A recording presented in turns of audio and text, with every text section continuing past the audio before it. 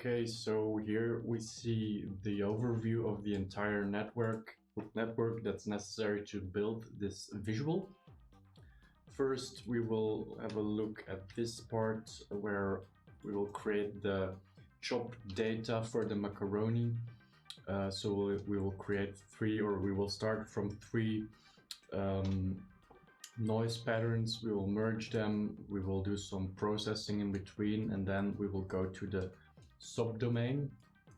In a second part, we will render this created loop from subdomain to top domain using a simple rendering network, and do some coloring based on distance.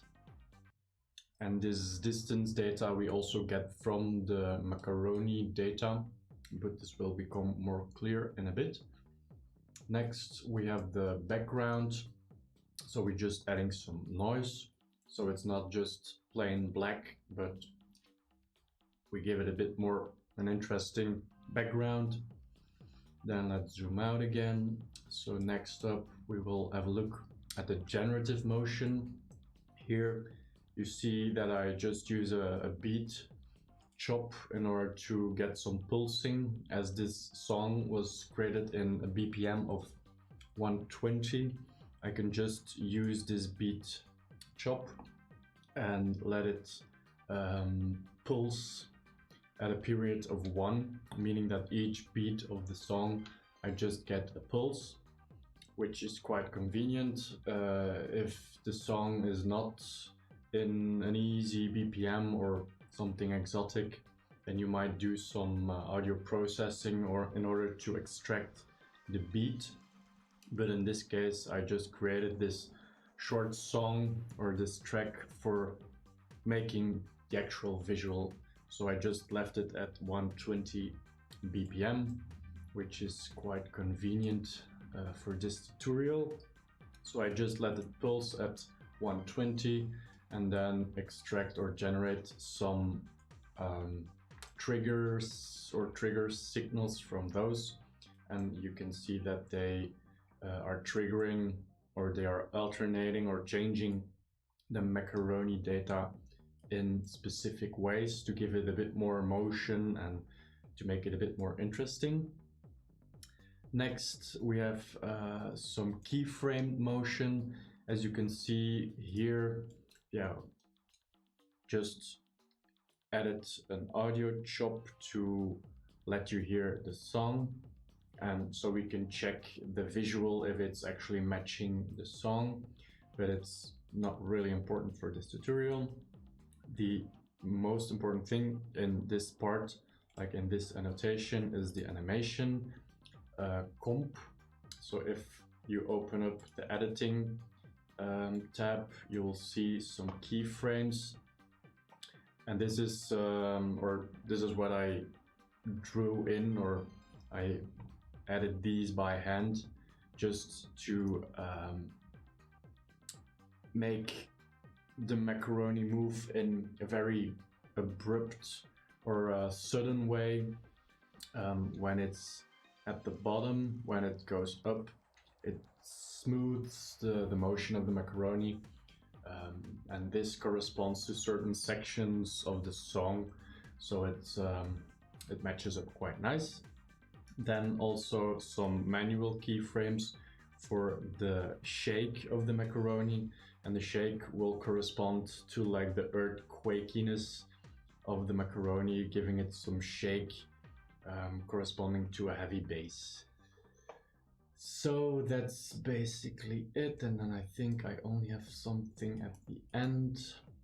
So at the end I just added a small recording section so you can render out your visual into a MPEG-4.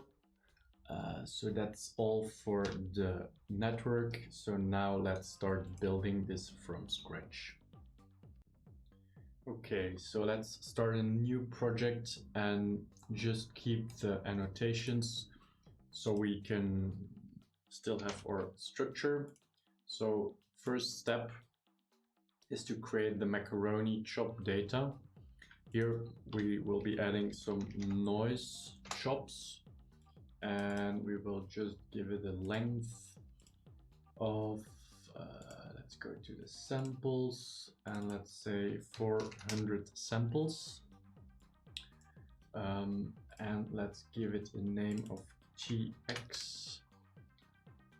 Copy it twice, so we can say TY in this one and TZ for this one. And also you see that this is noise 1, noise 2 and noise 3. So we will be using their digits in order to tell the chop to use the digit for its seed. So how do we do this? We open this one up by clicking it and saying me.digits. Me.digits, it's just looking to the operator itself, and it sees a digit of 1. So if I copy this one to the 3 of them, I can do this by just selecting them all and then just pasting and enter, and then it will push this change to the 3 of them. If they are effectively the same kind of operator, you can do this. So now you see that they all have different seed. So if I undo, you see that they are actually, if I do undo once more, you see that each of them has the same seed. So being seed 1, and seed 1, meaning that the randomness is based on the same seed, so you get the same randomness. But in order to avoid this, again, I will select them, noise, seed, and just paste me.digits. Therefore, first one will keep a seed of 1 as its digit is 1, but the second one will get a seed of 2 and the third one get a seed of 3. So all these random noises are actually based on a different seed or starting point, meaning that we get 3 different random curves, which is what we want. So now we can continue by merging the 3 of them by adding a merge, of course. So we can select 3 of them, just plug them in, and you can see that I now have the channels that I want to have. So TX, TY, TZ. So now that we have our desired channels, we can convert from the chop domain to the subdomain by adding a chop2, or you can also use actually a limit. Here you see that it automatically detects the TX, TY, TZ, and it maps those channel names to the attributes P0, 1 and 2, which are used in the subdomain. For the limit, I explicitly need to say which of those channels I want to map to the XYZ channel. So this is TX, TY, and TZ. And this will give you the same result. But let's for now continue with the chop2. Now, as you can see, this is not really looking similar to the one or the macaroni that I showed during the demo. So this is due to the fact that it's a bit too fluctuating. So therefore, I will select my not my nose, but the noise chops, and make it or give it a different type of noise. Let's go for Brownian. This is what I felt looked good actually. So now you see that it's already looking more like a irregular loop, but at least a bit more regular than the one I had before. And for now, this gives us everything we need for now. So let's move those to the end, and you see we have a hole or a gap between the first part and the last part. This is because later on during the generating motion part, I will create some trigger signals that can drive these operators and give it some motion and some variance. So for now, this is all we need for step 1. Next up is the next step, which is the rendering process, where we go from the subdomain to the top domain. For this, we will first add a circle. So in the sub family, we search for circle.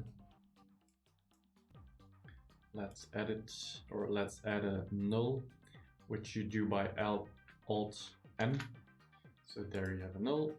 And then you can middle mouse button click, go to the comp family and add a geometry. Of course, we also need a camera in order to view or render. And of course, a render top, which is now gray. So this means we also need a material. And I used a line material, so let's add it, drag it on the geo so we can straight away say, okay, use it as a material. And there you go, that very thin line. I hope it's visible, but let's make it a bit thicker by just adding some width, make it wide, as we don't need far near colors. We will do it in a different way, which will become apparent in a bit. So for now, that's looking good. So we are rendering this one circle, but of course we want to render more than one circle, as we want these for each point on this loop. We want the circle to be placed or rendered or instanced. Therefore, we need this one.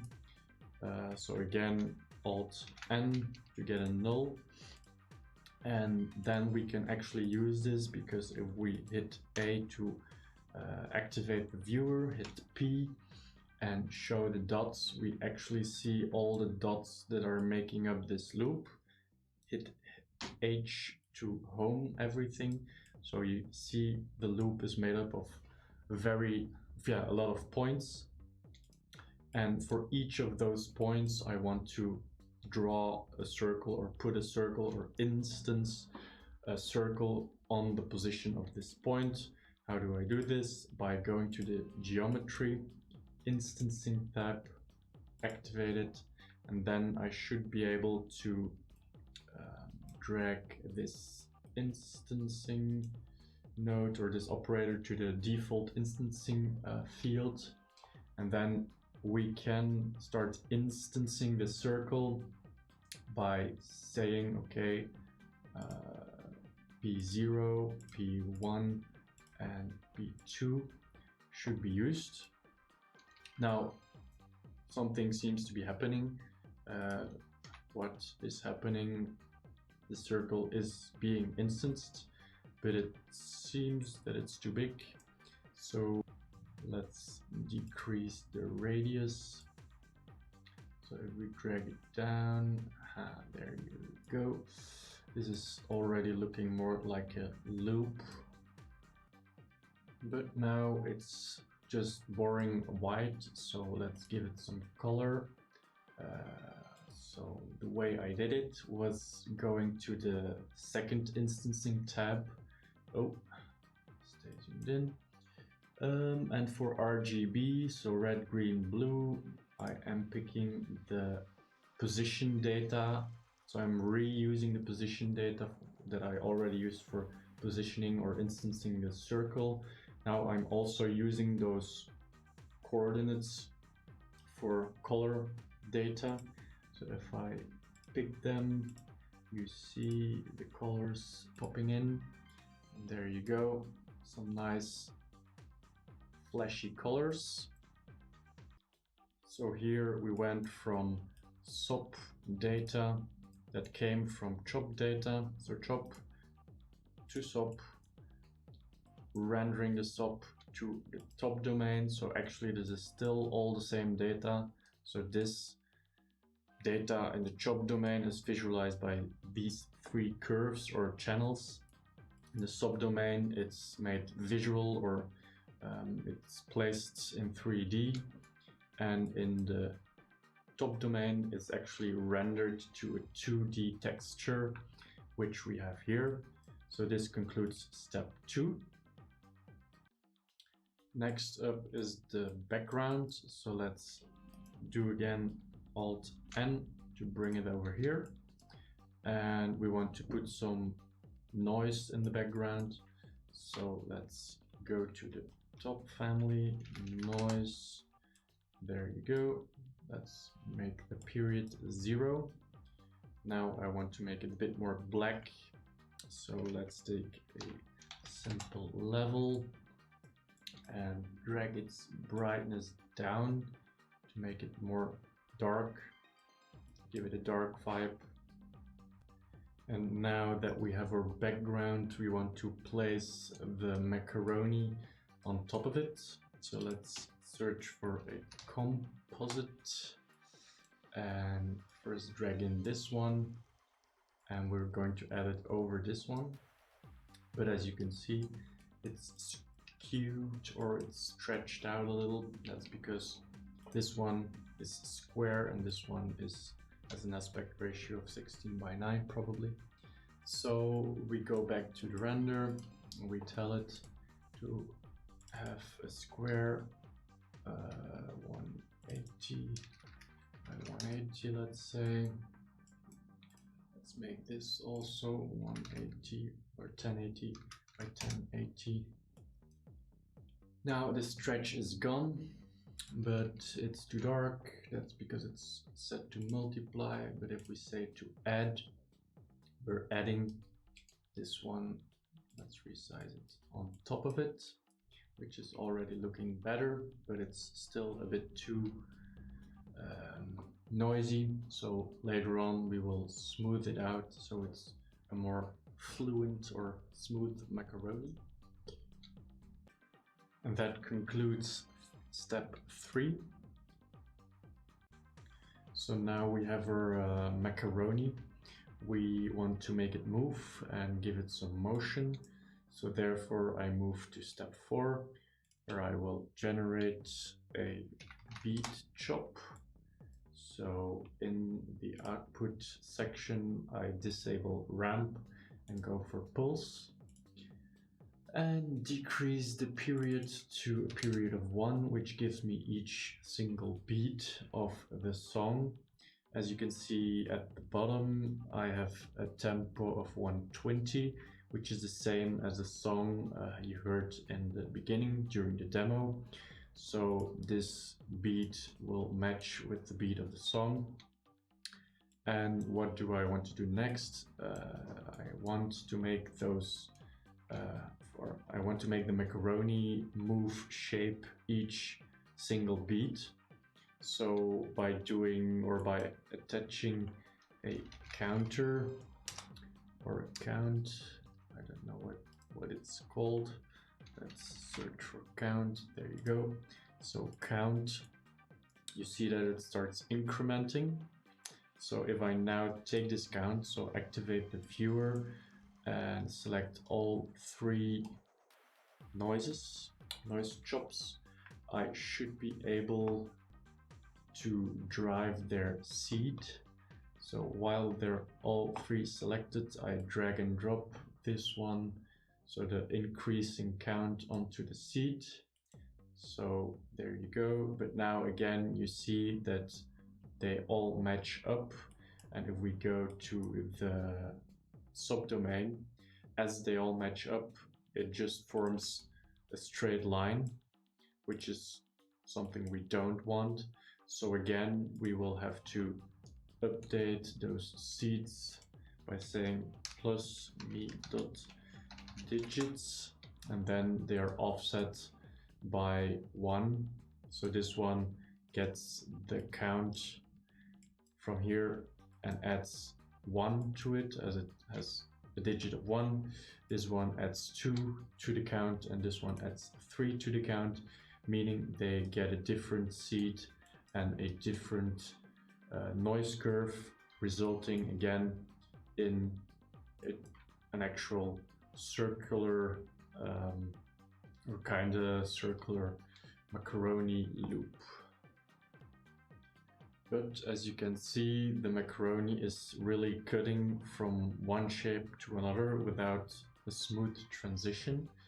So therefore, let's add a chop that takes care of a smooth transition from one set of curves to another set of curves, and this can be done by a lag.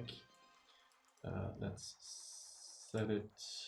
I think it should stay at time slice, but if we set lag per sample, you see that on the left it suddenly changes from one shape to another, while on the right it gets smoothed out.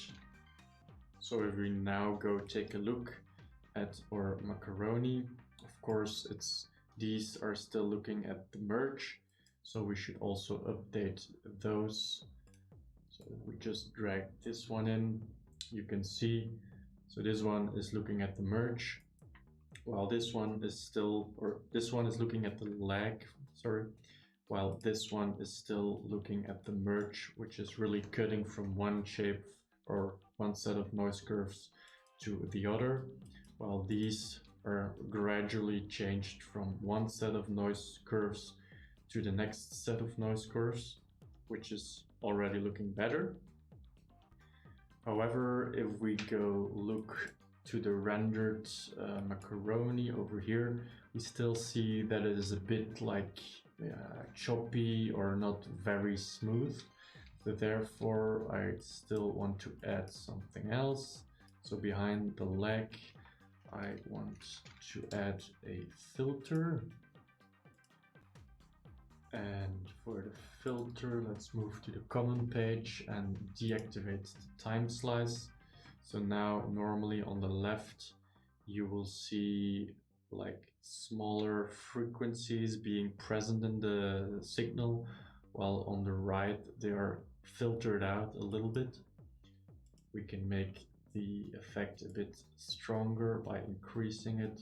So if we put it at 9, it gets smoothed out very much.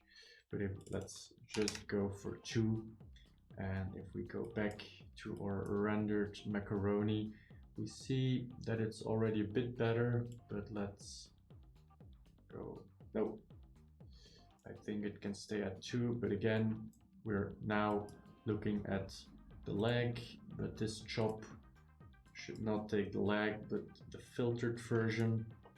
And in order to avoid this mistake that I've made twice now, I can just add a null behind it by hitting Alt-N.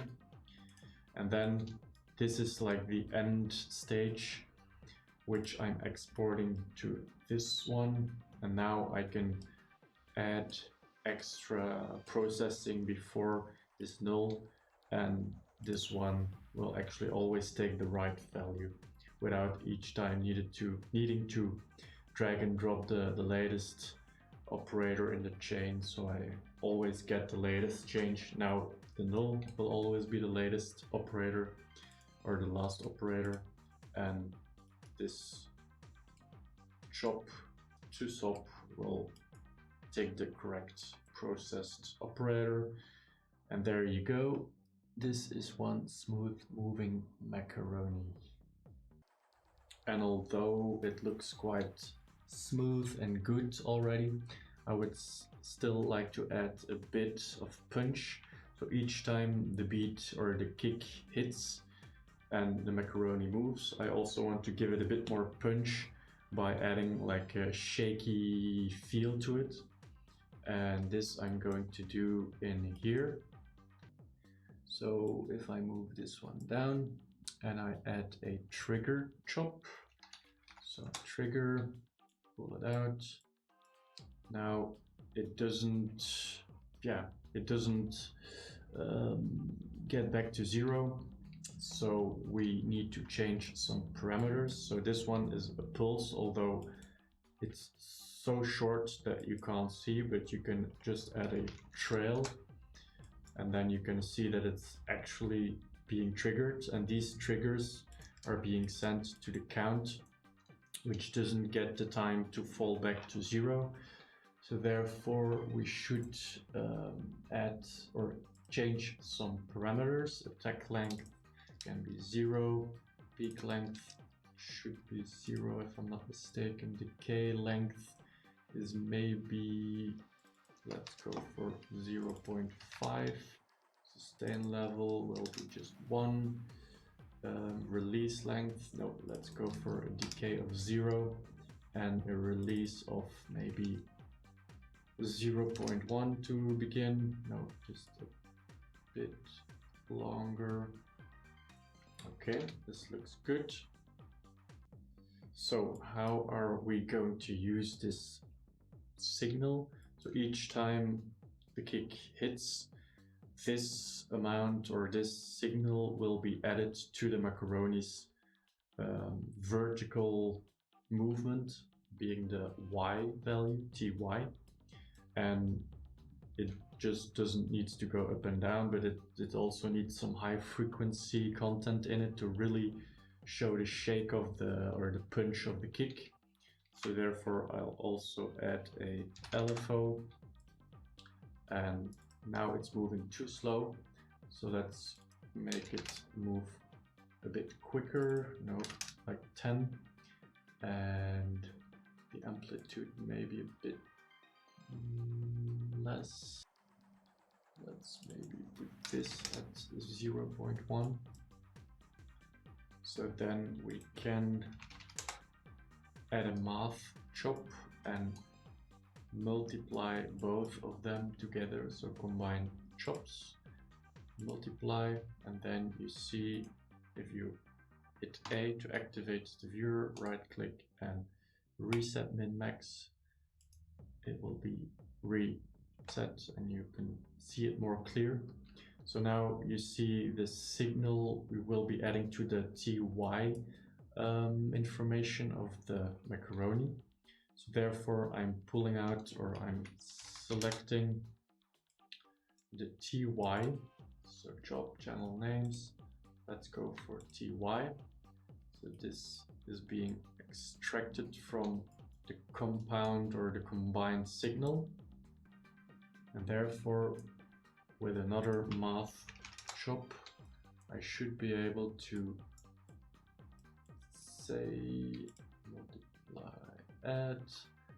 So if I take this one and I drag it into the post add, then you will see, if you compare both of them, that the left one is just moving from one state to the other, while the right one is doing also this, but with a bit of punch, because its TY values are being multiplied, no, not multiplied, they get a little extra value added to them each time the kick hits.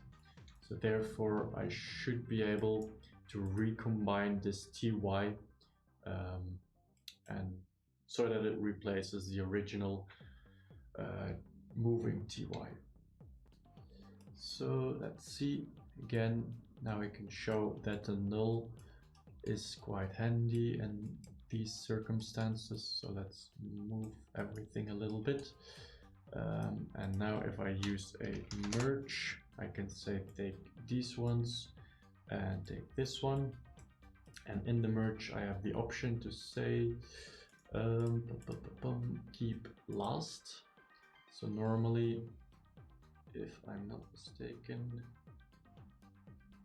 yes, so it will be difficult to see for you, but you have TX, TY and TZ. The TX and TZ are coming from this one, but the TY is taken from the last one.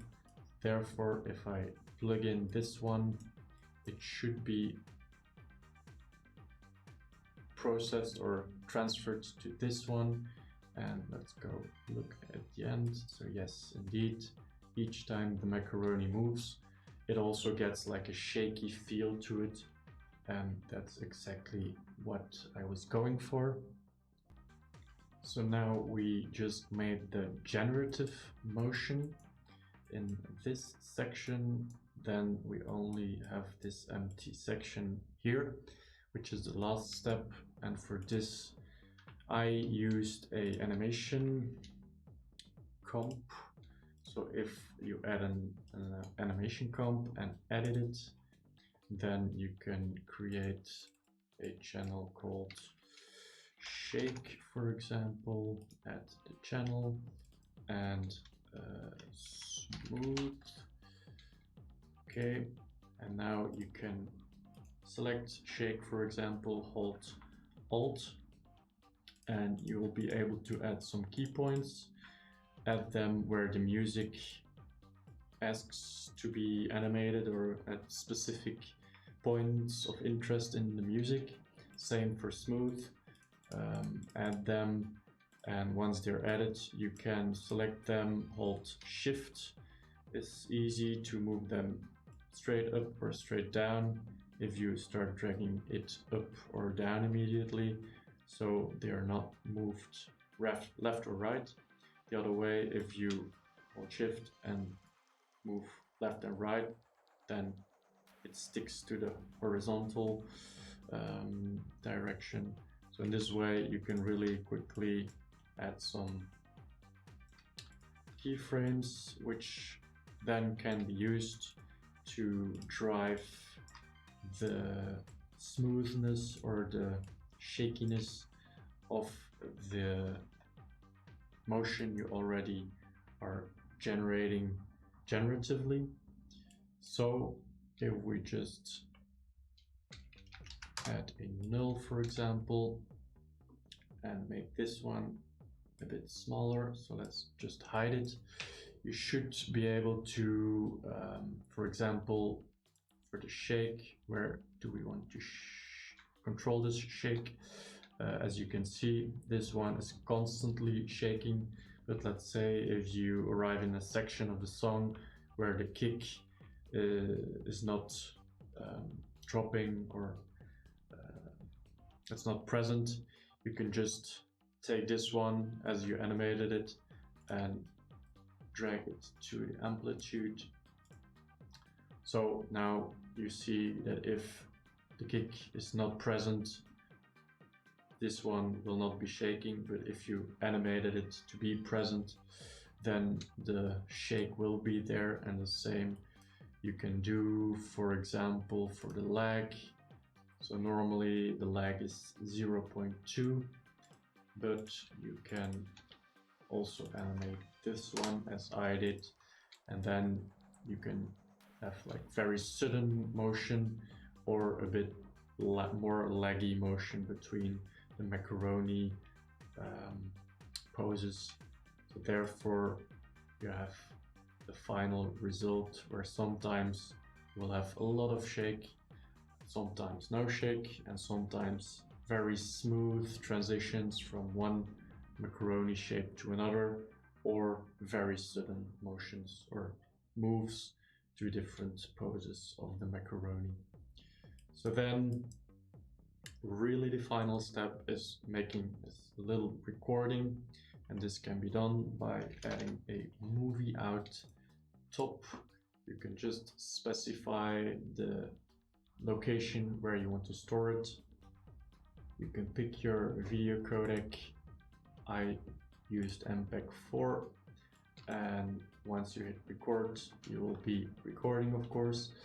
One thing that might be interesting, definitely with a song that has a fixed start, end, and length, you could say, so if I just pause the timeline, you see at the bottom it's now looping. So if I just hit play again, once it reaches the end of the timeline, it will just keep looping and infinitely keep playing.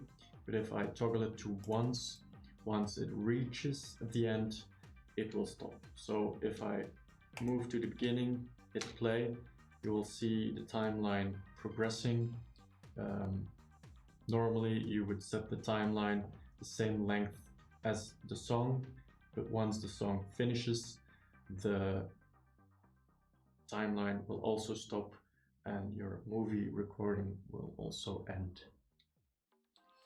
So that was all for today, or for this tutorial. Hope you enjoyed the tutorial itself. Hope you enjoyed the visual. If you have any remarks or questions, don't hesitate to post them under the video, and hopefully see you in a next one.